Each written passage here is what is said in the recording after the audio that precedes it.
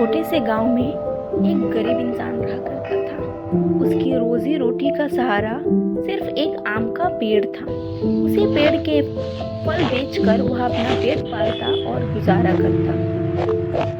एक दिन एक फकीर उसके घर आया।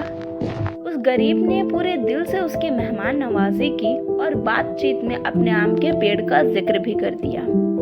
अगले दिन जब गरीब आदमी किसी काम से बाहर गया तो फकीर ने कुल्हाड़ी उठाई और उस पेड़ को जड़ से काट दिया। फिर वह चुपचाप वहां से चला गया। शाम को जब गरीब लौट कर आया और उसने पेड़ को जमीन पर गिरा हुआ देखा तो उसका दिल टूट गया। वह रो पड़ा और सोचने लगा कि मैंने इस फकीर की इतनी सेवा की और उसने मेरा सहारा ही छीन लिया। उसकी नजर में अब जिंदगी अंधकारमय हो चुकी थी। लेकिन वक्त गुजरता गया। सालों बाद जब वह फकीर फिर से उस जगह आया तो हैरान रह गया।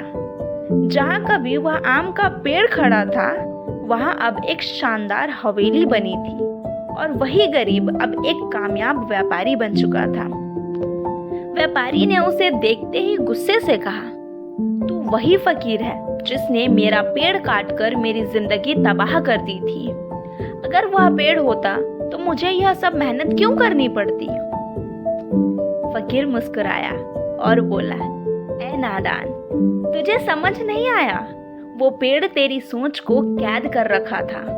तेरा सहारा वही था, इसीलिए तू आगे नहीं बढ़ पा रहा था। मैंने तेरे लिए रुकावट हटाई ताकि तू असली मेहनत करे और नई राहें ढूंढे। अगर वह पेड़ न काटा होता तो आज भी तू उसी पेड़ पर निर्भर रहता।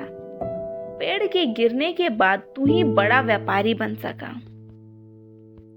यह सुनकर व्यापारी की आंखें खुल गई। उसे समझ आ गया कि कभी कभी जिंदगी में जब कोई सहारा छिन जाता है तो वह विनाश नहीं होता बल्कि नई शुरुआत का इशारा होता है। सो मोरल ऑफ द स्टोरी यही है कि जब जिंदगी में कोई दरवाजा बंद हो जाए तो मायूस मत होइए। अल्लाह हमेशा उसके बदले आपके लिए एक बेहतर रास्ता खोलता है।